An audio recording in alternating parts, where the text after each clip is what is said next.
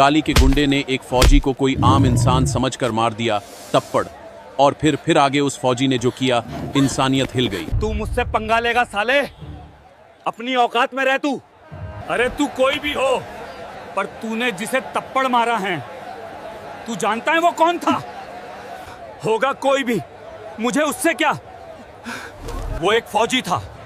तूने उसे थप्पड़ मारकर अपनी मौत को दावत दी है। क्या? मंडी के बीचों बीच छोटा सा बाजार था।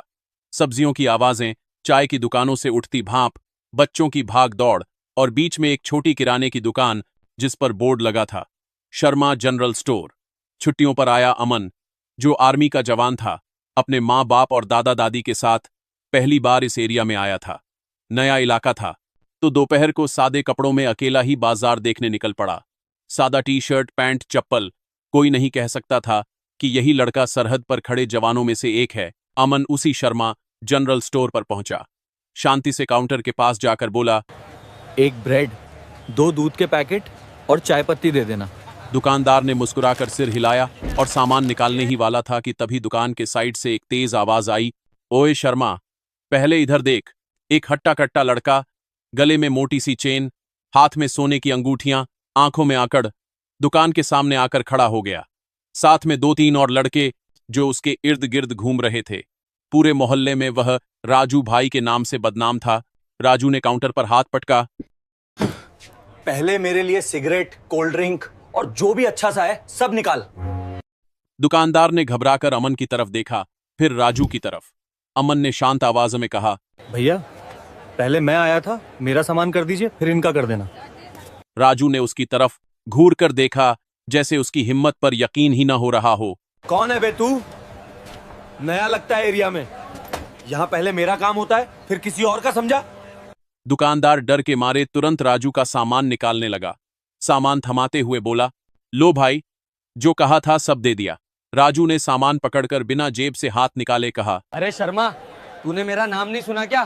राजू भाई से पैसे मांगता है, ऊपर से तू मुझे ही पैसे देगा बारा। 500 रुपए निकाल।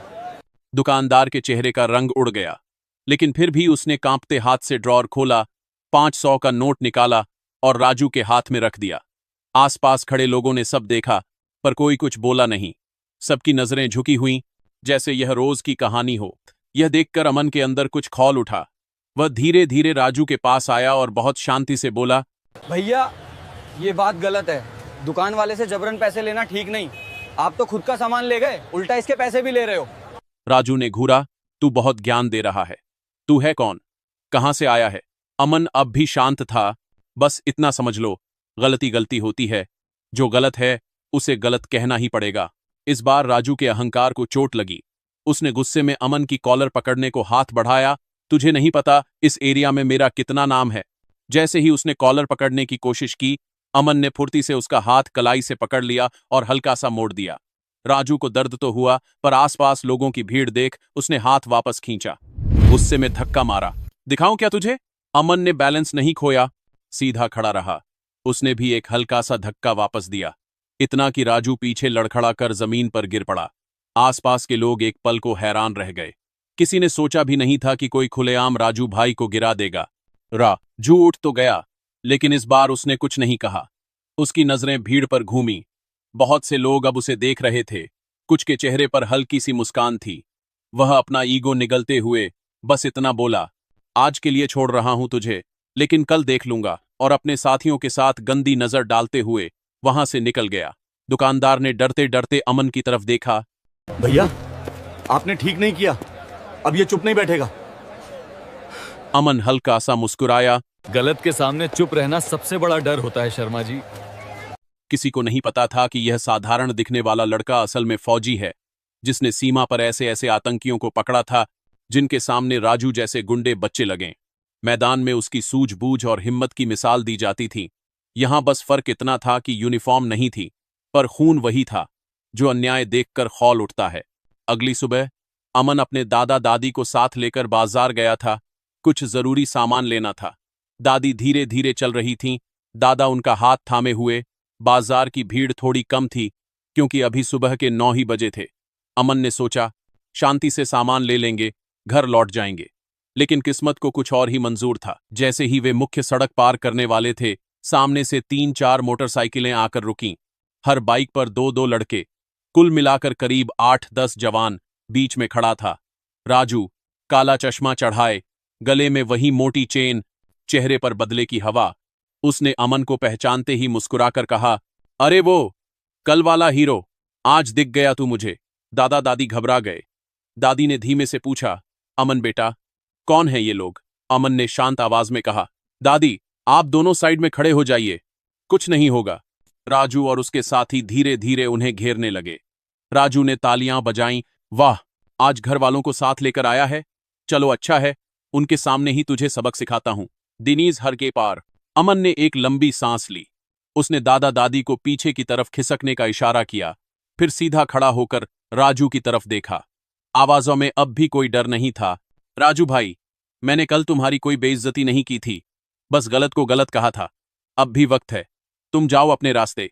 राजू जोर से हंसा, देखो इसे, अकेला है, घिरा हुआ है, फिर भी सीख दे रहा है। तुझे पता नहीं मैं कौन हूं? अमन ने शांत स्वर में कहा, पता है, छोटे मोटे गुंडे हो, लेकिन तुम्हें नहीं पता मैं कौन हूं। इस बार राजू का पारा चढ़ गया। उसने अपने साथियों को इशारा किया, पकड़ो इसे। 2 लड़के आगे बढ़े। पहले ने कंधे से धक्का मारने की कोशिश की। अमन ने बाजू से उसका हाथ पकड़ा, घुमाया और उसे जमीन पर पटक दिया। दूसरे ने पीछे से पकड़ने की कोशिश की। अमन ने कोहनी से पीछे मारा, लड़का दोहरा हो गया। तीसरा आया, अमन ने पैर से उसकी टांग में मारा और वह भी गिर गया। सारा कुछ इतनी तेजी से हुआ कि बाकी लोग समझ ही नहीं पाए क्या हुआ। राजू अब गुस्से में लाल हो चुका था। उसने खुद आगे बढ़कर अमन की कॉलर पकड़ने की कोशिश की। अमन ने झटके से उसका हाथ पकड़ा, पीछे मोड़ा और एक हल्के से पुश के साथ राजू को सड़क के किनारे धकेल दिया। राजू लड़खड़ाकर गिरा, उठा, फिर चिल्लाया, तू है कौन बे? ये सब कैसे कर रहा है? अमन ने अब तक जो शांति दिखाई थी, उसमें पहली बार थोड़ी सख्ती आई। उसने अपनी जेब से अपना आर्मी का पहचान पत्र निकाला और सबके सामने लहराते हुए बोला, लांस नायक अमन सिंह, इंडियन आर्मी। जिस तरह की ट्रेनिंग मैंने ली है, उसमें तुम जैसे 10 गुंडों को एक साथ रोकना मेरा वार्म अप है। ध्यानसी के कार्य। यह सुनते ही सारे लड़कों के चेहरे पीले पड़ गए। राजू के माथे पर पसीना आ गया। आसपास जो लोग खड़े थे, वो अब ताली बजाने लगे। कोई बुजुर्ग बोला, शाबाश बेटा, इन गुंडों को सबक मिलना चाहिए। राजू हकलाते हुए बोला, अरे मुझे मुझे नहीं पता था। अमन ने तेज आवाजा में कहा, पता होना जरूरी नहीं है, हर किसी से डर के नहीं, इज्जत से बात करनी चाहिए। फिर अमन ने राजू का कॉलर पकड़ा और उसे खींचकर शर्मा जनरल स्टोर की तरफ ले गया। दुकानदार दूर से सब देख रहा था। अमन ने राजू को दुकान के सामने खड़ा किया, कल जो 500 रुपए तूने इनसे लिए थे, वापस कर। राजू ने कुछ देर सोचा, फिर जेब से पैसे निकालकर शर्मा जी के हाथ में रख दिए। अमन ने कहा, अब माफी मांगो। राजू के लिए यह सबसे मुश्किल था, पर अब उसके पास कोई विकल्प नहीं था। भीड़ सामने खड़ी थी, फौजी सामने था। उसने सिर झुकाकर कहा, सॉरी, गलती हो गई। शर्मा जी की आंखों में आंसू आ गए। उन्होंने अमन को देखा जैसे किसी देवदूत को देख रहे हों। दिन पारी। अमन ने राजू को छोड़ते हुए कहा, अब जाओ, और याद रखना, ताकत का इस्तेमाल किसी को डराने के लिए नहीं, बचाने के लिए किया जाता है। वर्दी पहनो या नहीं, जिम्मेदारी हर इंसान की होती है। राजू और उसके साथी बिना कुछ कहे वहां से निकल गए। भीड़ में से किसी ने नारा लगाया, भारत माता की जय। लोग जोश में आ गए।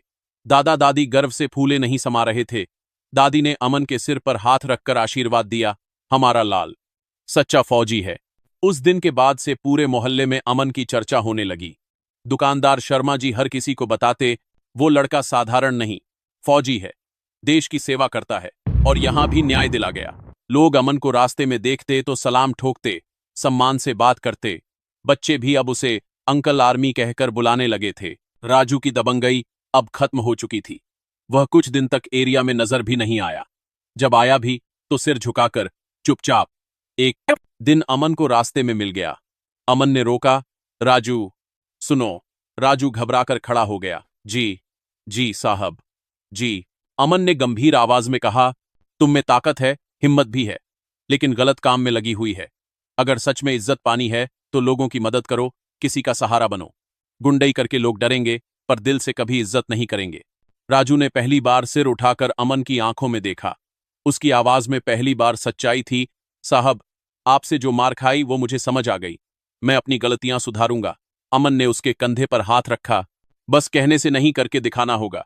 देखता हूं तुम्हें। कुछ हफ्तों बाद अमन की छुट्टियां खत्म होने वाली थीं। वह वापस अपनी यूनिट में जाने की तैयारी कर रहा था।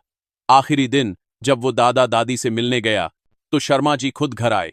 उनके साथ मोहल्ले के कुछ बुजुर्ग और युवा भी थे। सब ने मिलकर अमन को एक शॉल ओढ़ाई और फूल माला पहनाई। शर्मा जी बोले, अमन बेटा, तुमने हमारे मोहल्ले में न सिर्फ एक गुंडे को सबक सिखाया, बल्कि हम सबको सिखाया कि गलत के खिलाफ खड़ा होना जरूरी है। तुम फौजी हो, वर्दी में देश की सेवा करते हो, लेकिन यहां बिना वर्दी के भी तुमने अपनी जिम्मेदारी निभाई। हमें गर्व है तुम पर। दादी की आंखों में आंसू थे। दादा ने सीना चौड़ा करके कहा, हमारा पोता सिर्फ हमारा नहीं, देश का है। अमन ने सबको प्रणाम किया और कहा, जो भी मैंने किया वो मेरी ट्रेनिंग नहीं, मेरी परवरिश थी। सेना ने मुझे लड़ना सिखाया, लेकिन माँ बाप ने सही गलत की पहचान सिखाई। असली ताकत यूनिफॉर्म में नहीं, इरादों में होती है। नंबर बात करता ने जब अमन जाने लगा तो दूर से राजू भी आया। उसके हाथ में एक छोटा सा डिब्बा था, घर की बनी मिठाई। साहब, माफी के तौर पर नहीं, शुक्रिया के तौर पर, राजू ने शर्माते हुए कहा। अमन मुस्कुराया और मिठाई ले ली। बदलाव दिखाना, राजू, वही असली शुक्रिया होगा। उस दिन पूरे मोहल्ले ने सीखा, असली इज्जत डर से नहीं, दिल से मिलती है। और देश के फौजी सिर्फ सीमा पर ही नहीं, हर जगह अपनी जिम्मेदारी निभाते हैं। नंबर 5 करताल ने, अब आपकी बारी। कमेंट में लिखो, जय हिंद, जय भारत, और बताओ इस कहानी में तुम्हें कौन सा पल सबसे ज्यादा पसंद आया। क्या राजू का माफी मांगना या अमन का शांति से गुंडों को सबक सिखाना? और हां, अगर आप भी मानते हो कि ताकत का इस्तेमाल सही जगह होना चाहिए तो इस वीडियो को लाइक करो, शेयर करो अपने दोस्तों के साथ, और हमारे चैनल को सब्सक्राइब करना मत भूलना, क्योंकि हर हफ्ते हम लाएंगे ऐसी ही कहानियां जो तुम्हें हिम्मत और सच्चाई का रास्ता दिखाएं। धन्यवाद।